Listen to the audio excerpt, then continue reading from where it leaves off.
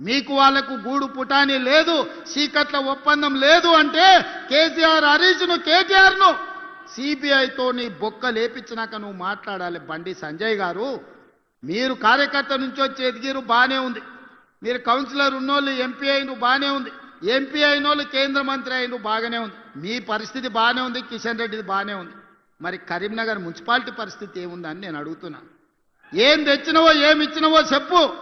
Meeting పెట్టుడు కాదు, మీ జాతీయ అధ్యక్షుని తెచ్చుడు కాదు, ఢిల్లీ నుంచి ఏం నిధులు తెచ్చినవో లెక్క చెప్పు. అది మాత్రం శాత కాదు. చేసేటోళ్ళ కాళ్ళల్లో కట్టె పెట్టురు వాళ్ళతో చేరి. గట్లాంటి వాళ్ళతో ఎవడని చేరతాడే? బయటికి మాట్లాడుతావు కానీ లోపల ఏం జరుగుతుందో నీకు తెలియదా? బండి సంజయ్ గారు, మీ నాయకత్వం కేసీఆర్ కేటీఆర్తో ఎట్లా కలిసిపోయినో మీకు తెలియదా?